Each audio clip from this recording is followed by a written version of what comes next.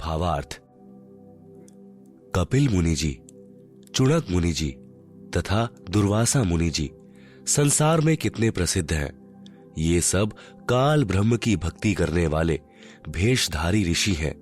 ये चलती फिरती मौत थी, चलती फिरती मनुष्य रूप में घाल है। घाल यानी एक मिट्टी के छोटे मटके को तांत्रिक विद्या से आकाश में उड़ाकर दुश्मन पर छोड़ता है। उससे बहुत हानि होती है। गलती से भोले प्राणी इनको महान आत्मा मानते हैं। ये सब ज्ञानी आत्मा थे। ये सब उदार हृदय के थे। इन्होंने परमात्मा प्राप्ति के लिए, अपना कल्याण कराने के लिए तन मन धन अर्पित कर दिया, परंतु तत्वदर्शी संत न मिलने के कारण इन्होंने काल ब्रह्म को एक समर्थ प्रभु मानकर गलती की और उसी की साधना ओम नाम के जाप के साथ तथा अधिक हठ योग समाधि के द्वारा की, जिससे परमात्मा प्राप्ति तो है ही नहीं, उल्टा हानि होती है, क्योंकि यह साधना शास्त्र विरुद्ध है। गीता अध्याय 16 श्लोक 23-24 में कहा है कि शास्त्र विधि को त्याग कर जो मनमाना आचरण करते हैं उनकी साधना व्यर्थ है। वे उदार आत्माएं इसी काल ब्रह्म की अनुत्तम गति में स्थिर रहें। गीता अध्याय 17 श्लोक 5-6 में कहा है कि जो मनुष्य शास्त्र विधि रहित केवल मन कल्पित घोर तप को तपते हैं और दंभ अहंकार से युक्त, कामना आसक्ति अभिमान से युक्त है। गीता अध्याय 17 श्लोक 5। शरीर में स्थित सर्व कमलों में देव शक्तियों तथा पूर्ण परमात्मा तथा मुझे भी कृश करने वाले अर्थात कष्ट देने वाले अज्ञानियों को तू असुर स्वभाव के जान। गीता अध्याय 17 श्लोक 6। यही प्रमाण गीता अध्याय 16 श्लोक 17 से 20 में है। वे अपने आप को श्रेष्ठ मानने वाले घमंडी पुरुष धन और मान के पद से युक्त होकर केवल नाम मात्र यज्ञों द्वारा पाखंड से शास्त्र विधि रहित पूजन करते हैं। गीता अध्याय 16 श्लोक 17। अहंकार, बल, घमंड, कामना, क्रोध आदि के वश और दूसरों की निंदा करने वाले पुरुष अपने और दूसरों के शरीर में स्थित मुझसे द्वेष करने वाले होते हैं। गीता अध्याय 16 श्लोक 18। उन द्वेष करने वाले पापाचीर क्रूर कर्मी जो वचन से करोड़ों व्यक्तियों की हत्या करने वाले नराधमों अर्थात नीच मनुष्यों को मैं संसार में बार बार आसुरी अर्थात राक्षसी योनियों में ही डालता हूँ। गीता अध्याय 16 श्लोक 19 सूक्ष्म वेद में भी इन्हें नीच कहा है। दुर्वासा कोपे तहां समझ न आई नीच, 56 करोड़ यादव कटे मची रुधिर की कीच। हे अर्जुन, वे मूर्ख मुझको न प्राप्त होकर ही जन्म जन्म में आसुरी योनियों को प्राप्त होते हैं, उससे भी अति नीच गति को प्राप्त होते हैं अर्थात घोर नरक में गिरते हैं। गीता अध्याय 17 श्लोक 20। उपरोक्त प्रमाणों से सिद्ध हुआ कि गीता अध्याय 7 श्लोक 18 में गीता ज्ञान दाता ने अपनी साधना से होने वाली गति को भी इसलिए अनुत्तम अर्थात घटिया बताया है। कहा है कि गीता अध्याय 7 श्लोक 18 गीता ज्ञान दाता ने कहा है कि जो चौथी प्रकार के ज्ञानी साधक हैं वे सभी हैं तो उदार, क्योंकि परमात्मा प्राप्ति के लिए अपने शरीर के नष्ट होने की भी परवाह नहीं की और हजारों वर्ष भूखे प्यासे साधनारत रहे, परंतु तत्वदर्शी संत न मिलने के कारण वे सभी मेरी अनुत्तम अर्थात घटिया गति अर्थात ब्रह्म साधना से होने वाले मोक्ष जो ऊपर ऋषियों को हुआ उसमें स्थित रहे अर्थात जन्म मरण 84 लाख योनियों के चक्कर वाली गति में रह गए। गीता अध्याय 7 श्लोक 18। निष्कर्ष, चुणक ऋषि, दुर्वासा ऋषि तथा कपिल ऋषि ने जो ओम नाम का जाप किया उसकी भक्ति के फल स्वरूप ये कुछ समय ब्रह्मलोक में जाएंगे। वहां भक्ति समाप्त करके फिर पृथ्वी पर राजा बनेंगे, क्योंकि सूक्ष्म वेद में लिखा है तप से राज राज मधमानम जन्म तीसरे शुकर स्वानम। फिर कुत्ता गधा बनेंगे, फिर नरक जाएंगे। जब कुत्ते बनेंगे तब इनके सिर में कीड़े पड़ेंगे। जो व्यक्ति इनके शाप से मरे थे उनका पाप इनको भोगना पड़ेगा। कीड़े इनका मांस चुन चुन कर खाएंगे। इसलिए गीता में भी ऐसे साधकों के विषय में जो बताया है वे आप जी ने ऊपर पढ़ लिया। उपरोक्त कथाओं का सारांश। पहला, ब्रह्म साधना अनुत्तम यानी घटिया है। दूसरा, 3 ताप को श्री कृष्ण जी भी समाप्त नहीं कर सके। श्राप देना 3 ताप यानी दैविक ताप में आता है। दुर्वासा के श्राप के शिकार स्वयं श्री कृष्ण सहित सर्व यादव भी हो गए। तीसरा, श्री कृष्ण जी ने शाप मुक्त होने के लिए यमुना में स्नान करने के लिए कहा। यह समाधान बताया था। उससे श्राप नाश तो हुआ नहीं, यादवों का नाश अवश्य हो गया। विचार करें, जो अन्य संत या ब्राह्मण जो ऐसे स्नान या तीर्थ करने से संकट मुक्त करने की राय देते हैं वे कितनी कारगर हैं, अर्थात व्यर्थ हैं। क्योंकि जब भगवान त्रिलोकीनाथ द्वारा बताए समाधान यमुना स्नान से कुछ लाभ नहीं हुआ तो अन्य टटपुंजियों, ब्राह्मणों व गुरुओं द्वारा बताए स्नान आदि समाधान से कुछ होने वाला नहीं है। चौथा, पहले श्री कृष्ण जी ने दुर्वासा के श्राप से बचाव का तरीका बताया था। उस कढ़ाई को घिसाकर चूर्ण बनाकर प्रभास क्षेत्र में यमुना नदी में डाल दो। न रहेगा बांस, न बजेगी बांसुरी। बांस भी रह गया, 56 करोड़ यादवों की बांसुरी भी बच गई। सज्जनों, वर्तमान में बुद्धिमान मानव है, शिक्षित है। मेरे द्वारा यानी संत रामपाल दास द्वारा बताए ज्ञान को शास्त्रों से मिलाओ, फिर भक्ति करके देखो क्या कमाल होता है। प्रसंग आगे चलाते हैं। पहला, तीनों गुणों रजगुण ब्रह्मा जी, सतगुण विष्णु जी तथा तम गुण शिव जी की भक्ति करना व्यर्थ सिद्ध हुआ। दूसरा, गीता ज्ञान दाता ब्रह्म की भक्ति स्वयं गीता ज्ञान दाता ने गीता अध्याय 7 श्लोक 18 में अनुत्तम बताई है। उसने गीता अध्याय 18 श्लोक 62 में उस परमेश्वर अर्थात परम अक्षर ब्रह्म की शरण में जाने को कहा है। यह भी कहा है कि उस परमेश्वर की कृपा से ही तू परम शांति तथा सनातन परम धाम को प्राप्त होगा। तीसरा, गीता अध्याय 15 श्लोक 1 से 4 में संसार रूपी वृक्ष का वर्णन है तथा तत्वदर्शी संत की पहचान भी बताई है। संसार रूपी वृक्ष के सब हिस्से, जड़ें यानी मूल कौन परमेश्वर है, तना कौन प्रभु है, डार कौन प्रभु है, शाखाएं कौन कौन देवता है, पात रूप संसार बताया है। इसी अध्याय 15 श्लोक 16 में स्पष्ट किया है कि पहला, शर पुरुष यानी यह 21 ब्रह्मांड का प्रभु है। इसे ब्रह्म, काल ब्रह्म, ज्योति निरंजन भी कहा जाता है। यह नाशवान है, हम इसके लोक में रह रहे हैं। हमें इसके लोक से मुक्त होना है तथा अपने परमात्मा कबीर जी के पास सत्यलोक में जाना है। दूसरा, अक्षर पुरुष, यह 7 संख ब्रह्मांडों का प्रभु है। यह भी नाशवान है। हमने इसके 7 संख ब्रह्मांडों के क्षेत्र से होकर सत्यलोक जाना है, इसलिए इसका टोल टैक्स देना है। बस इससे हमारा इतना ही काम है। गीता अध्याय 15 श्लोक 17 में कहा है कि उत्तमः पुरुषः तु अन्यः परमात्मा इति उदाहृतः यह लोकत्रयम् आविश्य विभर्ति अव्ययः ईश्वरः।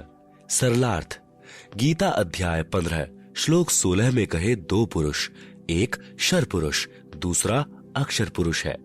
इन दोनों से अन्य है उत्तम पुरुष अर्थात पुरुषोत्तम। उसी को परमात्मा कहते हैं जो तीनों लोकों में प्रवेश करके सबका धारण पोषण करता है। वह वास्तव में अविनाशी परमेश्वर है।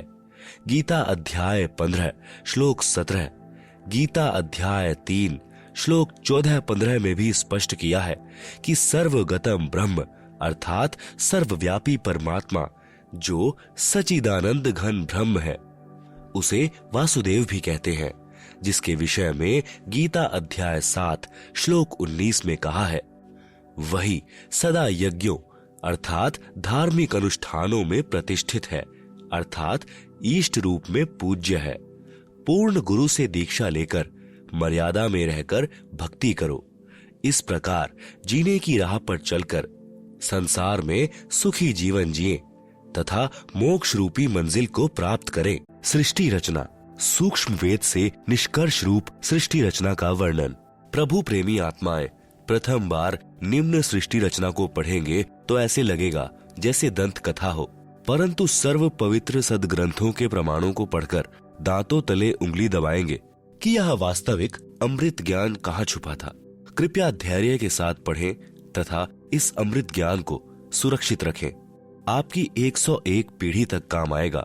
पवित्र आत्माएं कृपया सत्यनारायण यानी अविनाशी प्रभु यानी सतपुरुष द्वारा रची सृष्टि रचना का वास्तविक ज्ञान पढ़ें।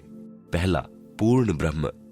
इस सृष्टि रचना में सतपुरुष सतलोक का स्वामी यानी प्रभु, अलख पुरुष अलख लोक का स्वामी यानी प्रभु, अगम पुरुष अगम लोक का स्वामी यानी प्रभु तथा अनामी पुरुष अनामी अकह लोक का स्वामी यानी प्रभु, तो एक ही पूर्ण ब्रह्म है जो वास्तव में अविनाशी प्रभु है, जो भिन्न भिन्न रूप धारण करके अपने चारों लोकों में रहता है, जिसके अंतर्गत असंख्य ब्रह्मांड आते हैं। दूसरा, पर ब्रह्म। यह केवल 7 संख ब्रह्मांड का स्वामी यानी प्रभु है। यह अक्षर पुरुष भी कहलाता है, परंतु यह तथा इसके ब्रह्मांड भी वास्तव में अविनाशी नहीं है। तीसरा, ब्रह्म। यह केवल 21 ब्रह्मांड का स्वामी यानी प्रभु है। इसे शर पुरुष, ज्योति निरंजन, काल आदि उपमा से जाना जाता है। यह तथा इसके सर्व ब्रह्मांड नाशवान है। उपरोक्त तीनों पुरुषों यानी प्रभुओं का प्रमाण पवित्र श्रीमद् भगवद गीता अध्याय 15 श्लोक 16-17 में भी है। 4, ब्रह्मा। ब्रह्मा इसी ब्रह्म का ज्येष्ठ पुत्र है। विष्णु मध्य वाला पुत्र है तथा शिव अंतिम तीसरा पुत्र है। ये तीनों ब्रह्म के पुत्र केवल एक ब्रह्मांड में एक विभाग यानी गुण के स्वामी यानी प्रभु हैं तथा नाशवान है। विस्तृत विवरण के लिए कृपया पढ़ें निम्नलिखित सृष्टि रचना। कबीर देव यानी कबीर परमेश्वर ने सूक्ष्म वेद अर्थात कबीर बानी में अपने द्वारा रची सृष्टि का ज्ञान स्वयं ही बताया है, जो निम्नलिखित है। सर्वप्रथम केवल एक स्थान अनामी यानी अनामय लोक था, जिसे अकह लोक भी कहा जाता है। पूर्ण परमात्मा उस अनामी लोक में अकेला रहता था। उस परमात्मा का वास्तविक नाम कबीर देव अर्थात कबीर परमेश्वर है। सभी आत्माएं उस पूर्ण धनी के शरीर में समाई हुई थी। इसी कबीर देव का उपमात्मक यानी पदवी का नाम अनामी पुरुष है। पुरुष का अर्थ प्रभु होता है। प्रभु ने मनुष्य को अपने ही स्वरूप में बनाया है, इसलिए मानव का नाम भी पुरुष ही पड़ा है। अनामी पुरुष के एक रोम यानी शरीर के बाल का प्रकाश संख सूर्यों की रोशनी से भी अधिक है।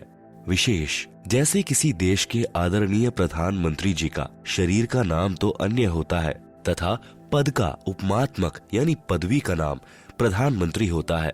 कई बार प्रधानमंत्री जी अपने पास कई विभाग भी रख लेते हैं। तब जिस भी विभाग के दस्तावेजों पर हस्ताक्षर करते हैं तो उस समय उसी पद को लिखते हैं। जैसे गृह मंत्रालय के दस्तावेजों पर हस्ताक्षर करेंगे तो अपने को गृह मंत्री लिखेंगे, वहाँ उसी व्यक्ति के हस्ताक्षर की शक्ति कम होती है। इसी प्रकार कबीर परमेश्वर यानी कबीर देव की रोशनी में अंतर भिन्न भिन्न लोकों में होता जाता है। ठीक इसी प्रकार पूर्ण परमात्मा कबीर देव यानी कबीर परमेश्वर ने नीचे के 3 और लोकों अगम लोक, अलख लोक, सतलोक की रचना शब्द वचन से की। यही पूर्ण ब्रह्म परमात्मा कबीर देव यानी कबीर परमेश्वर ही अगम लोक में प्रकट हुआ तथा कबीर देव यानी कबीर परमेश्वर अगम लोक का भी स्वामी है तथा वहां इनका उपमात्मक यानी पदवी का नाम अगम पुरुष अर्थात अगम प्रभु है। इसी अगम प्रभु का मानव सदंश शरीर बहुत तेजोमय है, जिसके एक रोम यानी शरीर के बाल की रोशनी खरब सूर्य की रोशनी से भी अधिक है। यह पूर्ण परमात्मा कबीर देव यानी कबीर देव यानी कबीर परमेश्वर अलख लोक में प्रकट हुआ तथा स्वयं ही अलख लोक का भी स्वामी है तथा उपमात्मक यानी पदवी का नाम अलख पुरुष भी इसी परमेश्वर का है तथा इस पूर्ण प्रभु का मानव सदंश शरीर तेजोमय यानी स्वज्योति स्वयं प्रकाशित है। एक रोम यानी शरीर के बाल की रोशनी अरब सूर्यों के प्रकाश से भी ज्यादा है। यही पूर्ण प्रभु सतलोक में प्रकट हुआ तथा सतलोक का भी अधिपति यही है। इसलिए इसी का उपमात्मक यानी पदवी का नाम सतपुरुष यानी अविनाशी प्रभु है। इसी का नाम अकाल मूर्ति शब्द स्वरूपी राम पूर्ण ब्रह्म परम अक्षर ब्रह्म आदि है। इसी सतपुरुष कबीर देव यानी कबीर प्रभु का मानव सदंश शरीर तेजोमय है, जिसके एक रोम यानी शरीर के बाल का प्रकाश करोड़ सूर्यों तथा इतने ही चंद्रमाओं के प्रकाश से भी अधिक है। इस कबीर देव यानी कबीर प्रभु ने सतपुरुष रूप में प्रकट होकर सतलोक में विराजमान होकर प्रथम सतलोक में अन्य रचना की। एक शब्द यानी वचन से 16 द्वीपों की रचना की, फिर 16 शब्दों से 16 पुत्रों की उत्पत्ति की। एक मान सरोवर की रचना की जिसमें अमृत भरा। 16 पुत्रों के नाम हैं, पहला कूर्म, दूसरा ज्ञानी, तीसरा विवेक, चौथा तेज, पांचवा सहज, छठा संतोष, सातवां सुरति, आठवां आनंद, नौवां क्षमा, 10 निष्काम, 11वां जलरंगी, 12वां अचिंत, 13वां प्रेम, 14वां दयाल, 15वां धैर्य, 16वां योग संतायन अर्थात योग जीत। सतपुरुष कबीर देव ने अपने पुत्र अचिंत को सत्यलोक की अन्य रचना का भार सौंपा तथा शक्ति प्रदान की। अचिंत ने अक्षर पुरुष यानी पर ब्रह्म की शब्द से उत्पत्ति की तथा कहा कि मेरी मदद करना। अक्षर पुरुष स्नान करने मान सरोवर पर गया, वहां आनंद आया तथा सो गया। लंबे समय तक बाहर ही नहीं आया।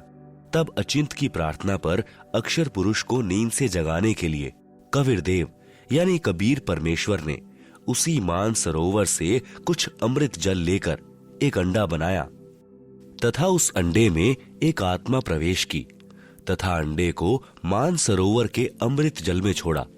अंडे की गड़गड़ाहट से अक्षर पुरुष की निद्रा भंग हुई। उसने अंडे को क्रोध से देखा, जिस कारण से अंडे के 2 भाग हो गए। उसमें से ज्योति निरंजन यानी शर पुरुष निकला, जो आगे चलकर काल कहलाया। इसका वास्तविक नाम कैल है। तब सतपुरुष यानी कबीर देव ने आकाशवाणी की कि आप दोनों बाहर आओ तथा अचिंत के द्वीप में रहो। आज्ञा पाकर अक्षर पुरुष तथा शर पुरुष यानी कैल दोनों अचिंत के द्वीप में रहने लगे। बच्चों की नालायकी उन्हीं को दिखाई कि कहीं फिर प्रभुता की तड़फ ना बन जाए, क्योंकि समर्थ बिन कार्य सफल नहीं होता। फिर पूर्ण धनी कबीर देव ने सर्व रचना स्वयं की।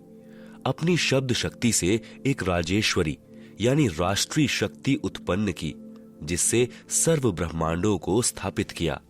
इसी को पराशक्ति परानंदिनी भी कहते हैं।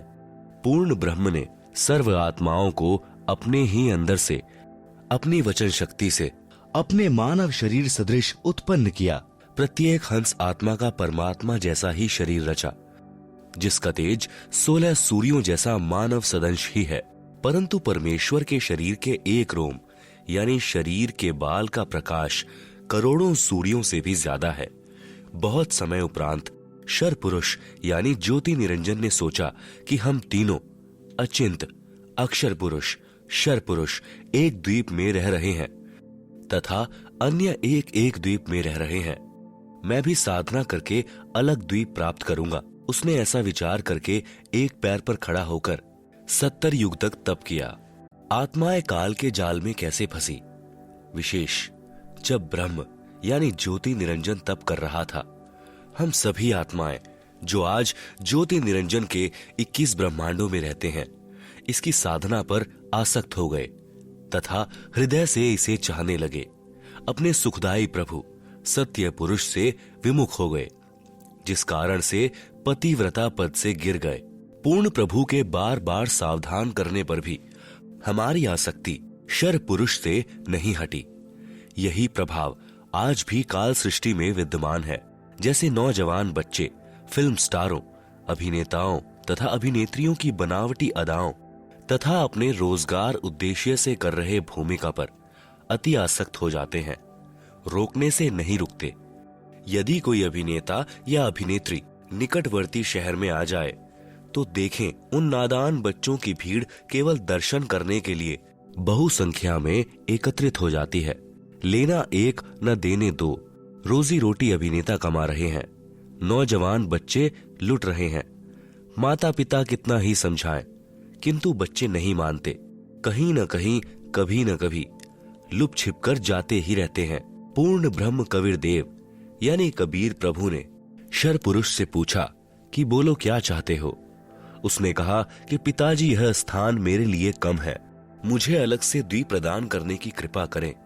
हक्का कबीर यानी सत कबीर ने उसे 21 ब्रह्मांड प्रदान कर दिए। कुछ समय उपरांत ज्योति निरंजन ने सोचा, इसमें कुछ रचना करनी चाहिए। खाली ब्रह्मांड यानी प्लॉट किस काम के, यह विचार कर 70 युग तप करके पूर्ण परमात्मा कबीर देव यानी कबीर प्रभु से रचना सामग्री की याचना की। सतपुरुष ने उसे 3 गुण तथा 5 तत्व प्रदान कर दिए, जिससे ब्रह्म यानी ज्योति निरंजन ने अपने ब्रह्मांडों में कुछ रचना की। फिर सोचा कि इसमें जीव भी होने चाहिए, अकेले का दिल नहीं लगता। यह विचार करके 64 युग तक फिर तप किया। पूर्ण परमात्मा कबीर देव के पूछने पर बताया कि मुझे कुछ आत्मा दे दो, मेरा अकेले का दिल नहीं लग रहा। तब सतपुरुष कबीर अग्नि यानी कबीर परमेश्वर ने कहा कि ब्रह्म, तेरे तप के प्रतिफल में मैं तुझे और ब्रह्मांड दे सकता हूँ, परंतु मेरी आत्माओं को किसी भी जप तप साधना के फल रूप में नहीं दे सकता। हाँ, यदि कोई स्वेच्छा से तेरे साथ जाना चाहे तो वह जा सकता है। युवा कबीर यानी समर्थ कबीर के वचन सुनकर ज्योति निरंजन हमारे पास आया। हम सभी हंस आत्मा पहले से ही उस पर आसक्त थे। हम उसे चारों तरफ से घेरकर खड़े हो गए।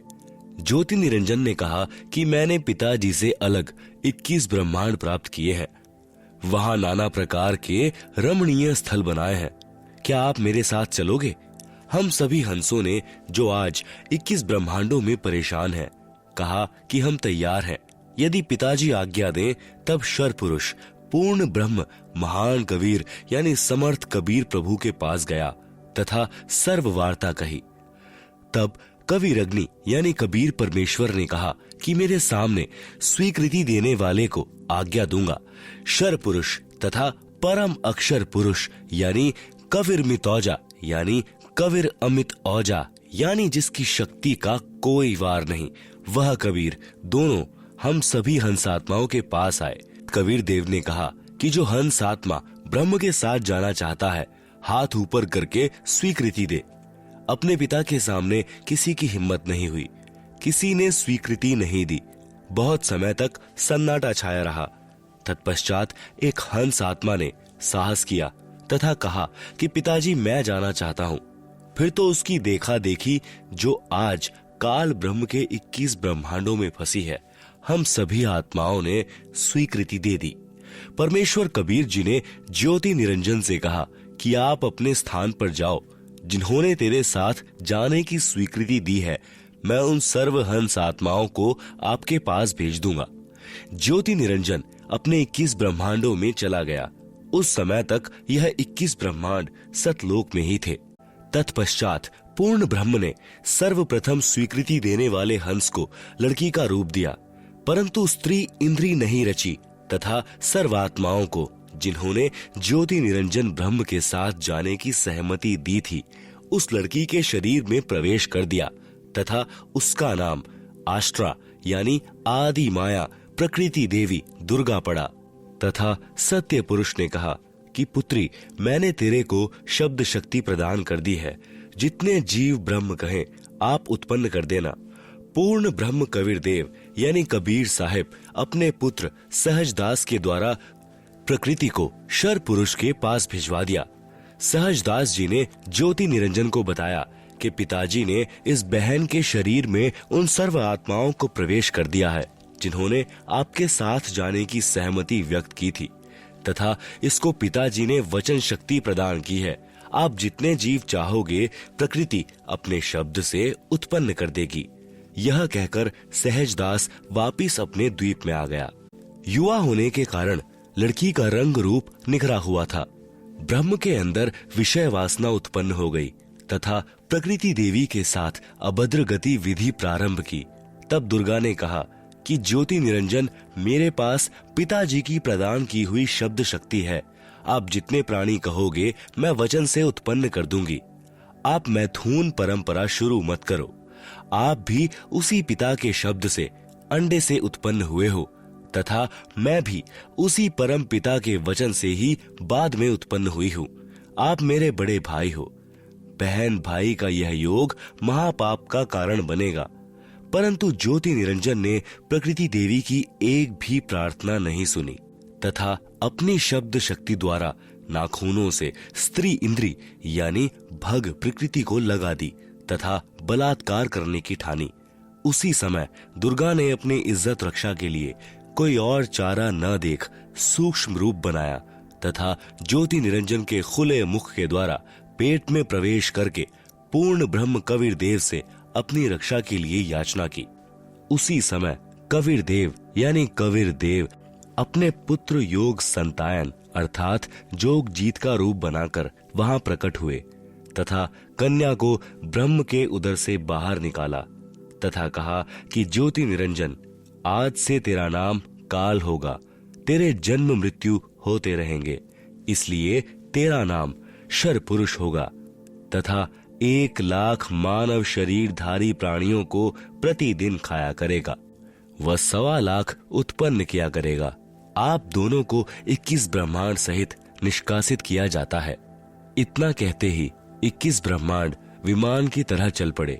सहजदास के द्वीप के पास से होते हुए सतलोक से 16 संख कोस यानी 1 कोस लगभग 3 किलोमीटर का होता है की दूरी पर आकर रुक गए। विशेष विवरण। अब तक 3 शक्तियों का विवरण आया है। पहली, पूर्ण ब्रह्म, जिसे अन्य उपमात्मक नामों से भी जाना जाता है, जैसे सतपुरुष, अकाल पुरुष, शब्द स्वरूपी राम, परम अक्षर ब्रह्म पुरुष आदि। यह पूर्ण ब्रह्म असंख्य ब्रह्मांडों का स्वामी है तथा वास्तव में अविनाशी है। दूसरी, पर ब्रह्म, जिसे अक्षर पुरुष भी कहा जाता है, यह वास्तव में अविनाशी नहीं है। यह 7 शंख ब्रह्मांडों का स्वामी है। तीसरी, ब्रह्म, जिसे ज्योति निरंजन, काल, कैल, शर पुरुष तथा धर्मराय आदि नामों से जाना जाता है, जो केवल 21 ब्रह्मांड का स्वामी है। अब आगे इसी ब्रह्म यानी काल की सृष्टि के एक ब्रह्मांड का परिचय दिया जाएगा, जिसमें 3 और नाम आपके पढ़ने में आएंगे, ब्रह्मा, विष्णु तथा शिव। ब्रह्म तथा ब्रह्मा में भेद।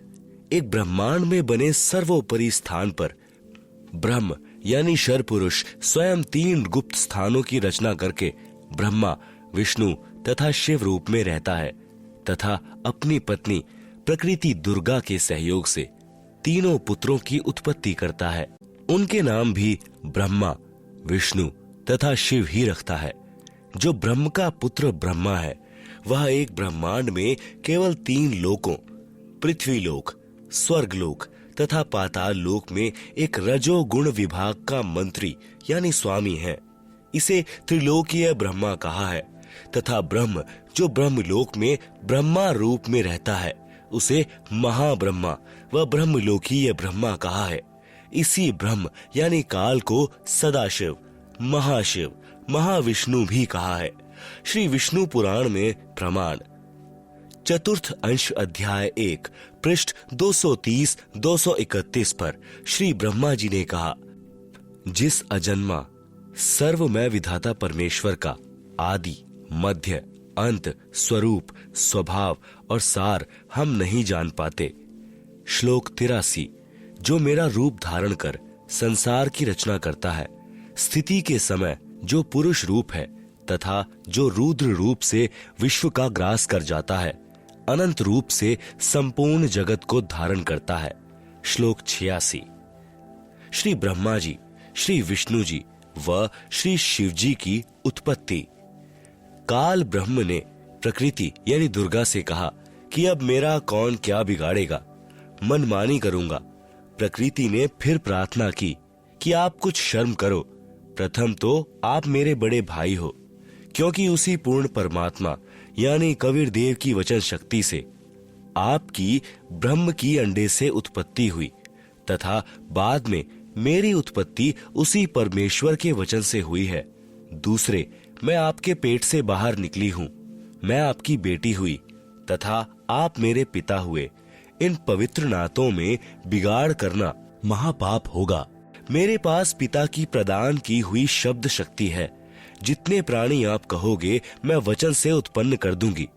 ज्योति निरंजन ने दुर्गा की एक भी विनय नहीं सुनी तथा कहा कि मुझे जो सजा मिलनी थी मिल गई, मुझे सतलोक से निष्कासित कर दिया, अब मनमानी करूंगा।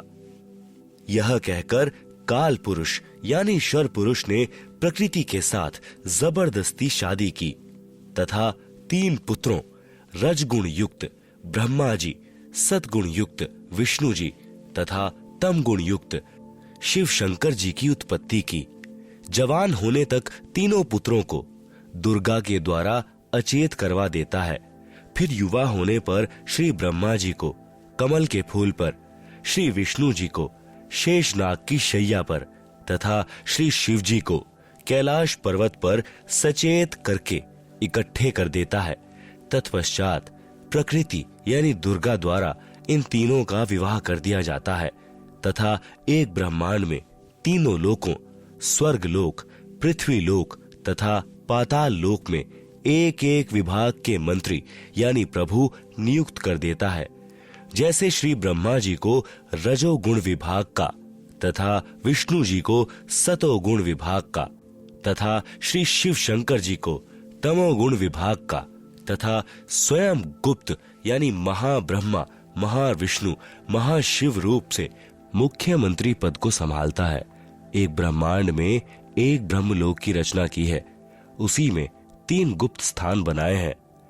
एक रजोगुण प्रधान स्थान है जहां पर यह ब्रह्म यानी काल स्वयं महाब्रह्मा यानी मुख्यमंत्री रूप में रहता है तथा अपनी पत्नी दुर्गा को महासावित्री रूप में रखता है। इन दोनों के संयोग से जो पुत्र इस स्थान पर उत्पन्न होता है वह स्वतः ही रजोगुणी बन जाता है। दूसरा स्थान सतोगुण प्रधान स्थान बनाया है, वहां पर यह शर पुरुष स्वयं महाविष्णु रूप बनाकर रहता है तथा अपनी पत्नी दुर्गा को महालक्ष्मी रूप में रखकर जो पुत्र उत्पन्न करता है उसका नाम विष्णु रखता है। वह बालक सतोगुण युक्त होता है तथा तीसरा, इसी काल ने वहीं पर एक तमोगुण प्रधान क्षेत्र बनाया है, उसमें यह स्वयं सदाशिव रूप बनाकर रहता है तथा अपनी पत्नी दुर्गा को महापार्वती रूप में रखता है।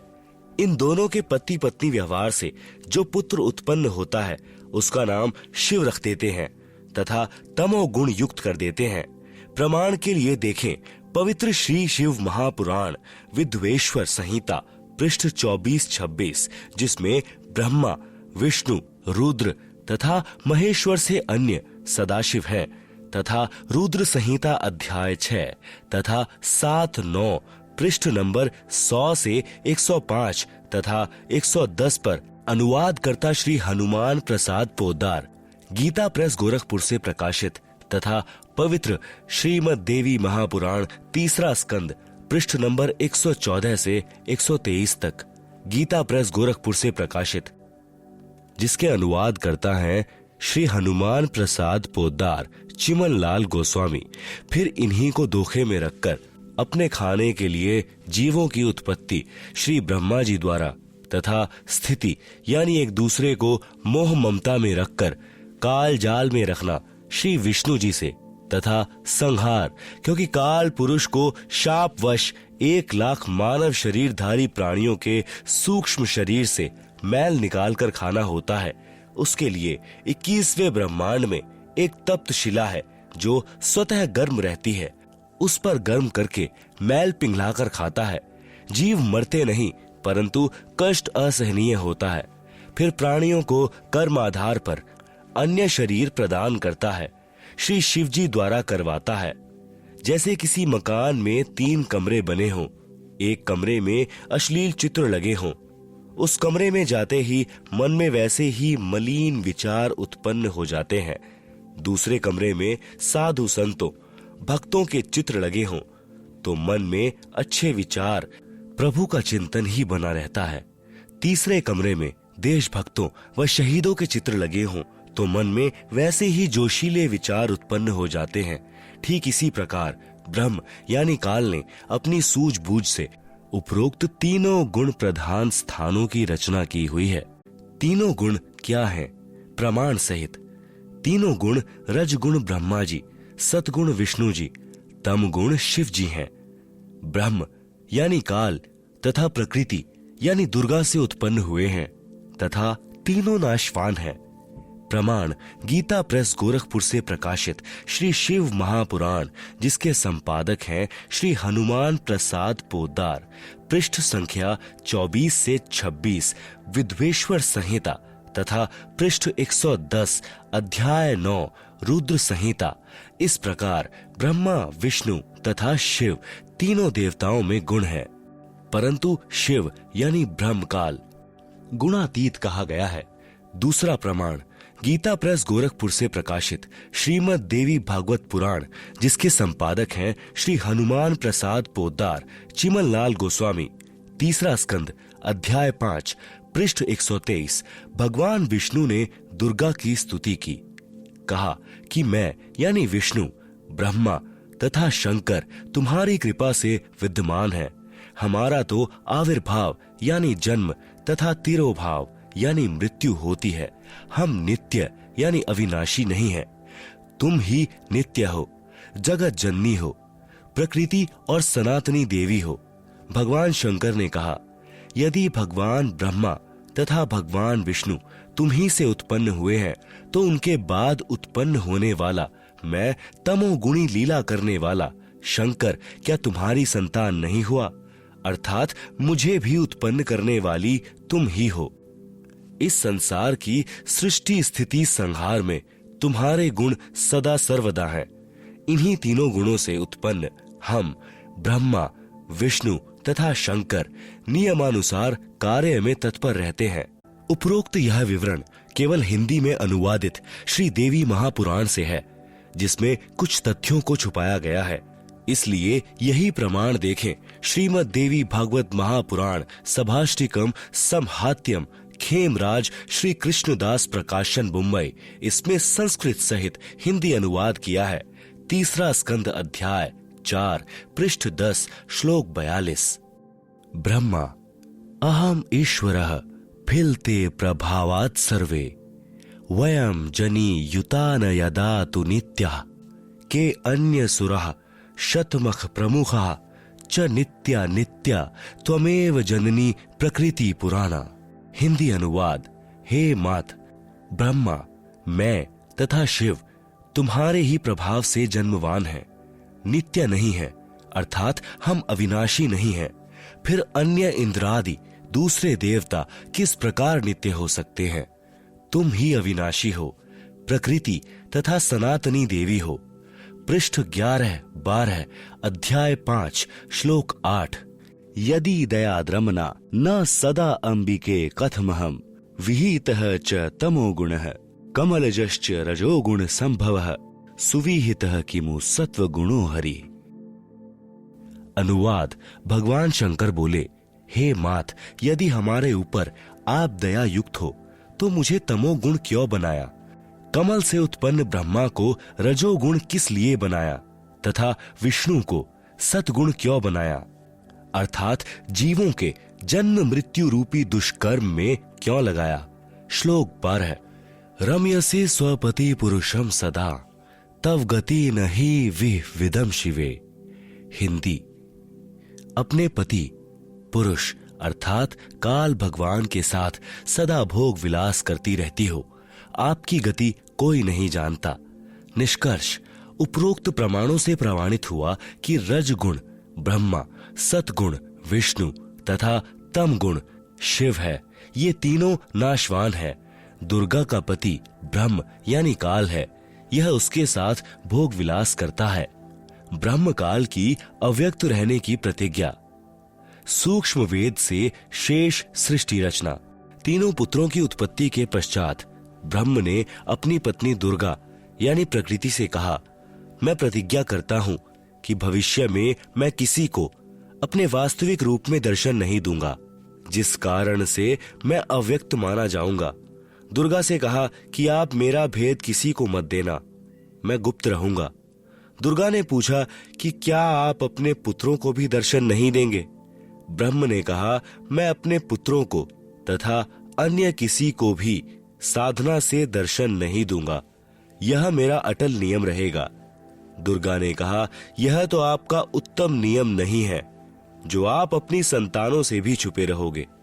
तब काल ने कहा, दुर्गा मेरी विवशता है। मुझे 1,00,000 मानव शरीरधारी प्राणियों का आहार करने का शाप लगा है। यदि मेरे पुत्रों ब्रह्मा, विष्णु, महेश को पता लग गया तो ये उत्पत्ति, स्थिति तथा संहार का कार्य नहीं करेंगे।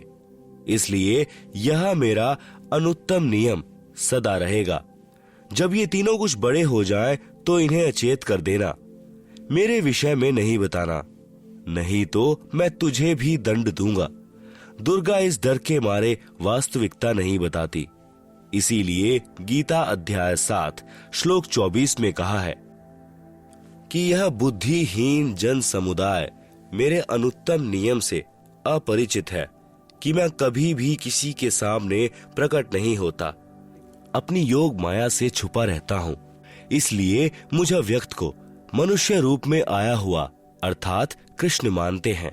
अबुद्ध यानी बुद्धिहीन, मम यानी मेरे, अनुत्तमम यानी अनुत्तम अर्थात घटिया, अव्ययम यानी अविनाशी, परम भावम यानी विशेष भाव को, अजानंत यानी न जानते हुए, माम अव्यक्तम यानी मुझ अव्यक्त को, व्यक्तिम यानी मनुष्य रूप में, आपन्नम यानी आया, मन्यन्ते यानी मानते हैं, अर्थात मैं कृष्ण नहीं हूं। गीता अध्याय 7 श्लोक 24, गीता अध्याय 11 श्लोक 47 तथा 48 में कहा है कि यह मेरा वास्तविक काल रूप है। इसके दर्शन अर्थात ब्रह्म प्राप्ति न वेदों में वर्णित विधि से, न जप से, न तप से तथा न किसी क्रिया से हो सकती है। जब तीनों बच्चे युवा हो गए तब माता भवानी प्रकृति यानी अष्टंगी ने कहा कि तुम सागर मंथन करो। प्रथम बार सागर मंथन किया तो ज्योति निरंजन ने अपने श्वासों द्वारा 4 वेद उत्पन्न किए। उनको गुप्त वाणी द्वारा आज्ञा दी कि सागर में निवास करो। चारों वेद निकले, वह ब्रह्मा ने लिए। वस्तु लेकर तीनों बच्चे माता के पास आए। तब माता ने कहा कि चारों वेदों को ब्रह्मा रखे, वह पढ़े। नोट: वास्तव में पूर्ण ब्रह्म ने ब्रह्म अर्थात काल को 5 वेद प्रदान किए थे, लेकिन ब्रह्म ने केवल 4 वेदों को प्रकट किया। 5वां वेद छुपा दिया, जो पूर्ण परमात्मा ने स्वयं प्रकट होकर कबीर गिरभी अर्थात कबीर वाणी यानी कबीर वाणी द्वारा लोकोक्तियों व दोहों के माध्यम से प्रकट किया है। दूसरी बार सागर मंथन किया तो 3 कन्याएं मिली। माता ने तीनों को बांट दिया। प्रकृति दुर्गा ने अपने ही अन्य 3 रूप सावित्री, लक्ष्मी तथा पार्वती धारण किए तथा समुद्र में छुपा दी। सागर मंथन के समय बाहर आ गई। वहीं प्रकृति 3 रूप हुई तथा भगवान ब्रह्मा को सावित्री, भगवान विष्णु को लक्ष्मी, भगवान शंकर को पार्वती पत्नी रूप में दी। तीनों ने भोग विलास किया। सुर तथा असुर दोनों पैदा हुए। जब तीसरी बार सागर मंथन किया तो 14 रत्न ब्रह्मा को तथा अमृत विष्णु को व देवताओं को, मद यानी शराब असुरों को तथा विष परमार्थ शिव ने अपने कंठ में ठहराया। यह तो बहुत बाद की बात है। जब ब्रह्मा वेद पढ़ने लगा तो पता चला कि कोई सर्व ब्रह्मांडों की रचना करने वाला कुल का मालिक पुरुष यानी प्रभु और है। तब ब्रह्मा जी ने विष्णु जी व शंकर जी को बताया कि वेदों में वर्णन है कि सृजनहार कोई और प्रभु है, परंतु वेद कहते हैं कि भेद हम भी नहीं जानते। उसके लिए संकेत हैं कि किसी तत्वदर्शी संत से पूछो। तब ब्रह्मा माता के पास आया और सब वृतांत सुनाया। माता कहा करती थी कि मेरे अतिरिक्त और कोई नहीं है, मैं ही करता हूँ, मैं ही सर्वशक्तिमान हूँ। परंतु ब्रह्मा ने कहा कि वेद ईश्वर कृत हैं, यह झूठ नहीं हो सकते। दुर्गा ने कहा कि तेरा पिता तुझे दर्शन नहीं देगा, उसने प्रतिज्ञा की हुई है। तब ब्रह्मा ने कहा कि माता जी, अब आपकी बात पर अविश्वास हो गया है, मैं उस पुरुष यानी प्रभु का पता लगाकर ही रहूंगा। दुर्गा ने कहा कि यदि वह तुझे दर्शन नहीं देगा तो तुम क्या करोगे? ब्रह्मा ने कहा कि मैं आपको शक्ल नहीं दिखाऊंगा। दूसरी तरफ ज्योति निरंजन ने कसम खाई है कि मैं अव्यक्त रहूंगा, किसी को दर्शन नहीं दूंगा, अर्थात 21 ब्रह्मांड में कभी भी अपने वास्तविक काल रूप में आकार में नहीं आऊंगा। गीता अध्याय 7 श्लोक नंबर 24। अव्यक्तम व्यक्तिम आपन्नम मन्यन्ते माम अबुद्धः परम भावम अजानन्तः मम अव्ययम अनुत्तमम। अनुवाद: अबुद्ध यानी बुद्धिहीन लोग, मम यानी मेरे, अनुत्तम यानी अश्रेष्ठ, अव्ययम यानी अटल, परम यानी परम, भावम यानी भाव को, अजानन्तः यानी न जानते हुए, अव्यक्तम यानी अदृश्यमान, माम यानी मुझ काल को, व्यक्तित्व यानी नर रूप आकार में कृष्ण, आपन्नम यानी प्राप्त हुआ, मन्यन्ते यानी मानते हैं। गीता अध्याय नंबर 7 का श्लोक नंबर 25। न अहम प्रकाशः सर्वस्य योग माया समावन्तः मूढ़ः अयम न अभिजानाति लोकः माम अजम अव्ययम।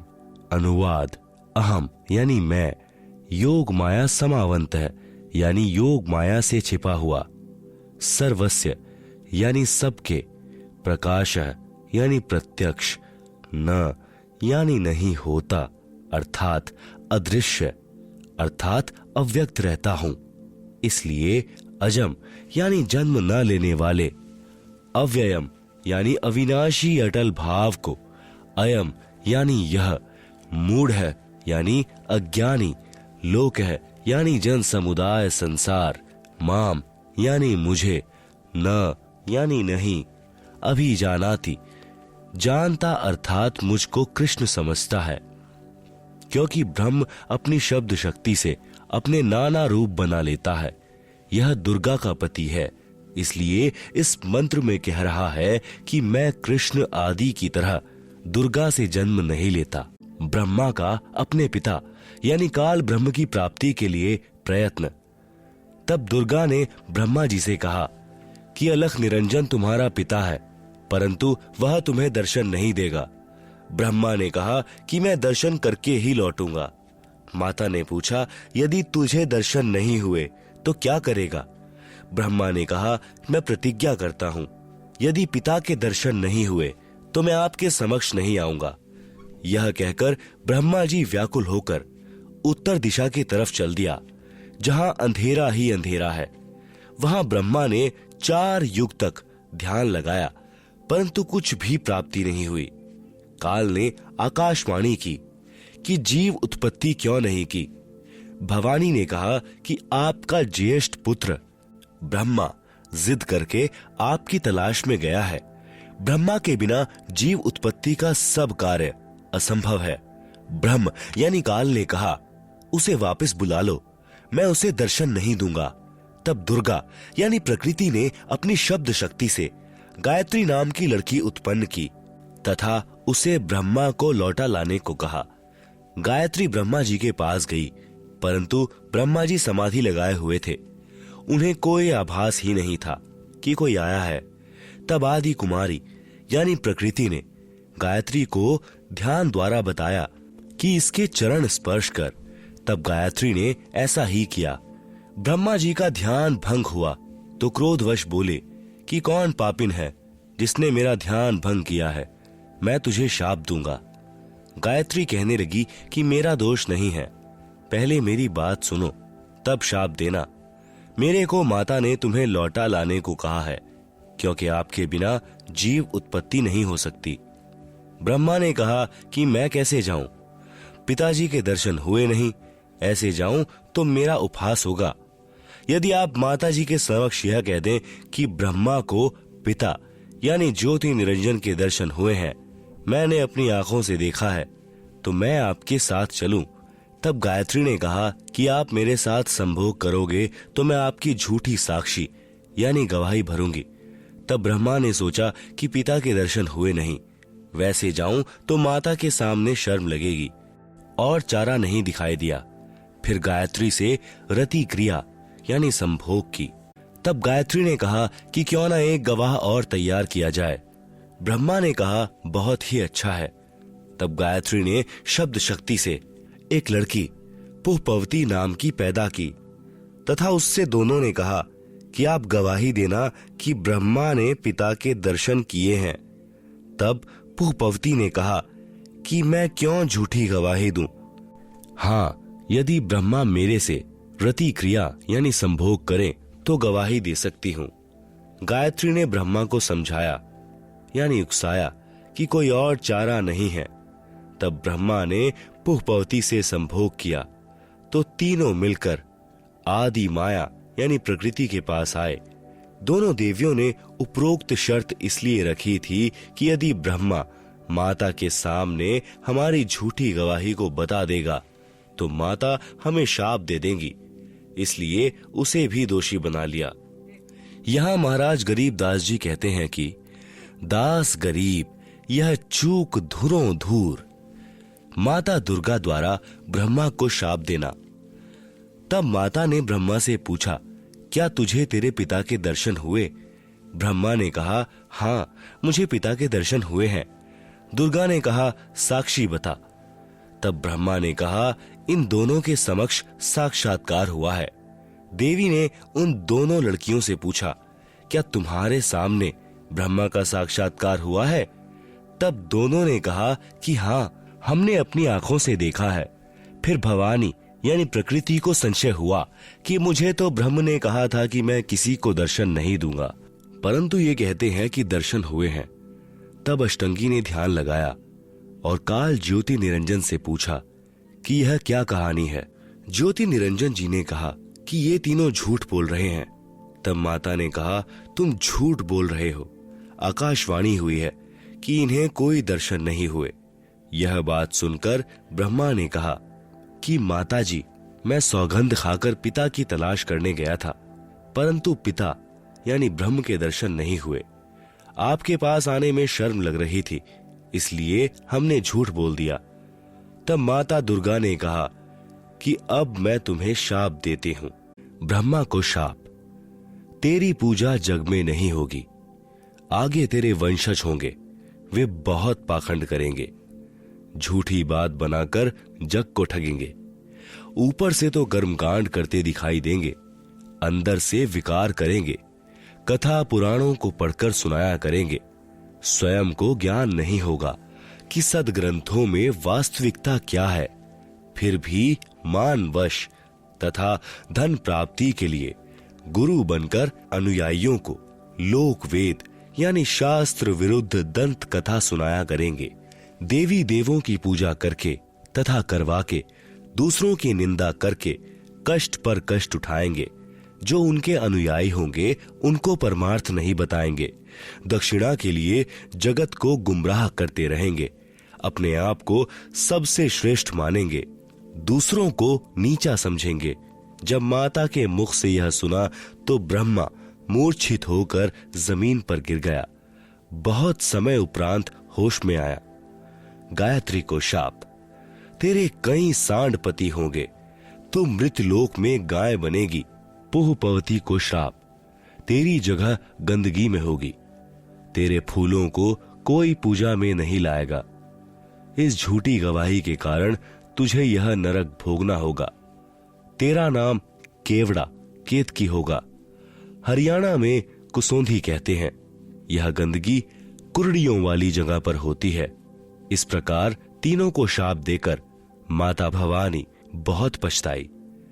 इस प्रकार पहले तो जीव बिना सोचे मन यानी काल निरंजन के प्रभाव से गलत कार्य कर देता है, परंतु जब आत्मा यानी सत्पुरुष अंश के प्रभाव से उसे ज्ञान होता है तो पीछे पछताना पड़ता है। जिस प्रकार माता पिता अपने बच्चों को छोटी सी गलती के कारण ताड़ते हैं क्रोधवश होकर, परंतु बाद में बहुत पछताते हैं। यही प्रक्रिया मन यानी काल निरंजन के प्रभाव से सर्व जीवों में क्रियावान हो रही है।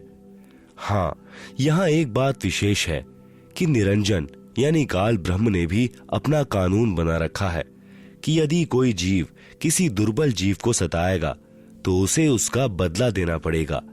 जब आदि भवानी यानी प्रकृति अष्टंगी ने ब्रह्मा, गायत्री व पुपवती को श्राप दिया तो अलख निरंजन यानी ब्रह्मकाल ने कहा कि हे भवानी, प्रकृति यानी अष्टंगी, यह आपने अच्छा नहीं किया।